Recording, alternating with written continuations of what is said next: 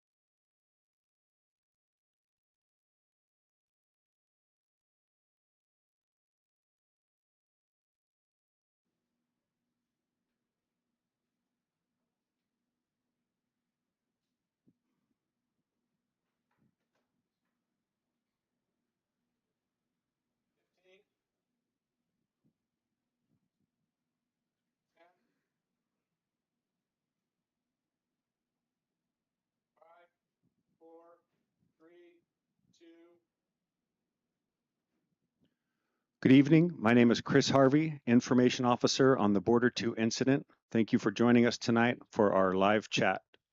Tonight, we are going to give you the latest information about the Border 2 fire. We have a number of subject matter experts here that we're going to be answering your questions. Please ask your questions in the chat bar of the YouTube chat, and we will attempt to get them answered.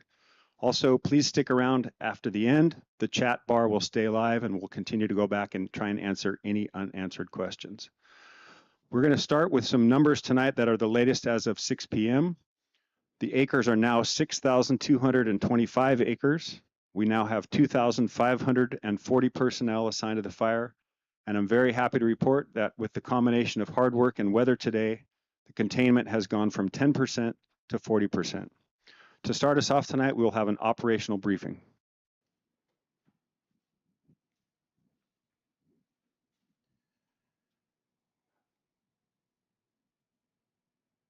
Good evening. I'm Patrick Walker, Operations Section Chief on Border 2. I'll give you an operational briefing and basically an overview of this fire from northeast, south, and then west. On the west side, over by Chula Vista here, we continue to improve the line. We're actually using Chula Vista, the City of Chula Vista Fire Department's hand crew in there to help improve that line. As we go around to the other part of the west side, what we call Division Oscar along Otay Lakes Road, we've got absolute containment along that. We continue to go up towards Mini Wawa and Pio Pico Campground. Like they said, or like they're going to tell you, they've repopulated that. Our firefighters helped out along with that, but we maintain a presence in there. We continue to work on Mini Wawa Truck Trail on the east side and to continue to improve the handline construction in there. This is probably the most dangerous area for the firefighters to be in right now. Because of that, we brought in a special rescue team from Chula Vista Fire Department to be out there with our firefighters in case there's an unfortunate accident, which I hope that we do not have. We're going to continue up to Doghouse Junction on the top of Otay Mountain Peak. A lot of good work going on there around the repeater towers that you can see from most of South County, San Diego. Moving on the south side, very arduous terrain, south towards Mexico. We've been in there working hard, cleaning that up and getting the containment. That's the briefing for.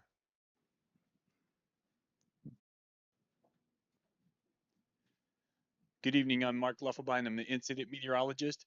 We have had some precipitation, obviously, over the fire. That's a change. Also, our winds have changed quite a bit over the past 48 hours. Winds are now out of the southwest. They are gusting up to 16 miles per hour. So still staying a little bit gusty for us, but they're certainly not that easterly wind anymore. So we are seeing a change for us there. We have seen some precipitation. We had about 4/10 of an inch of rain on the east side of the fire at the observation point on the ridge there. On the lower elevations, about 3/10 of an inch of rain. So there was some precipitation in the area, and I expect that to continue for tonight and through tomorrow afternoon. We'll take a little break from the rain for tomorrow night, and then it's going to come back for us as we get into later on Tuesday. So we'll have another potential here of a half to another inch of rain falling over the fire. Fortunately, this is coming in a pretty slow fashion. We're not seeing this come in big bursts such as thunderstorms. There is a small chance of thunderstorms in the area still, but so far it's coming in a pretty slow fashion. So that's been a lot of beneficial rain for us instead of anything that could cause any ash flows or even debris flows. So in the near term, we're not expecting those thunderstorms really to develop. We've been doing pretty well with just a light rain. Thank you.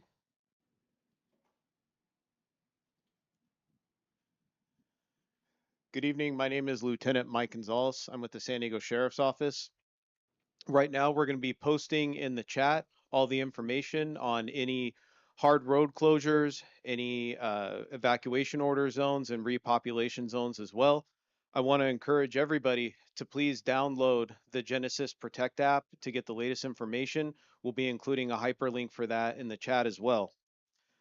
As always, we'll be working with our partners with CAL FIRE and the CHP to review those evacuation orders and road closures and get those opened as safely as possible. You all in the community are our best partners in safety. And so I want to encourage everybody, if you see suspicious activity, if you see an unsafe road condition, if you notice an environmental hazard, to please call 911 and we will send somebody out there to evaluate the situation.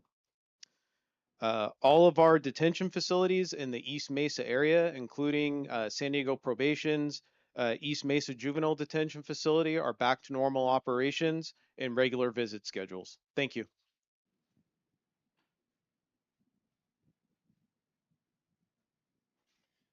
Good evening, everybody, and welcome very much for being here tonight. My name is Rick Johnson. I'm one of the incident commanders for the Border 2 incident. So as you heard tonight, we've actually made a lot of good progress here with over 2,500 personnel on this incident working days and night to be able to get the people home.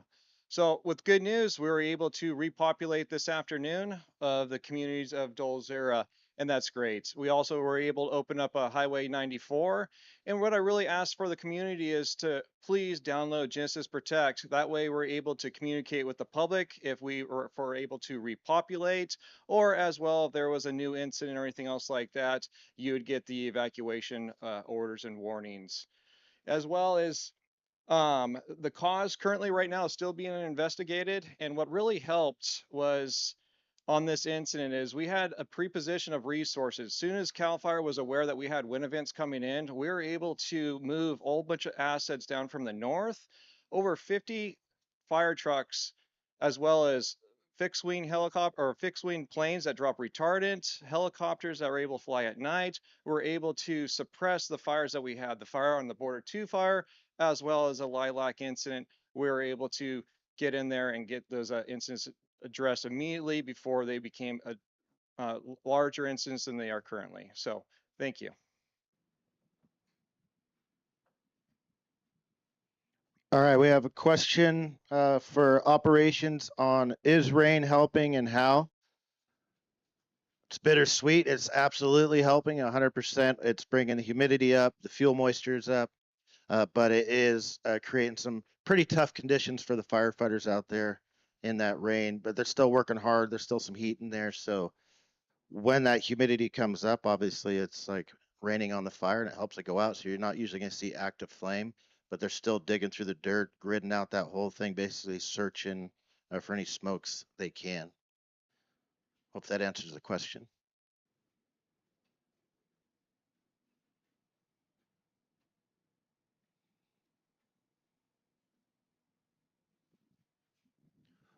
All right, thank you, everyone. We're still getting questions on the chat bar. We're going to get these written down and to our incident commander, our operations person, our weather person, and our law enforcement. So please just give us a second here. We're getting your questions answered as quickly as we can.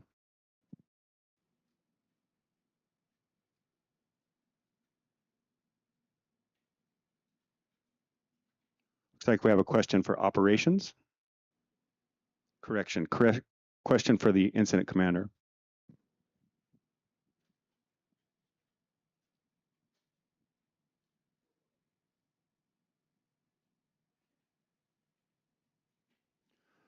Thank you, folks, for bearing with us.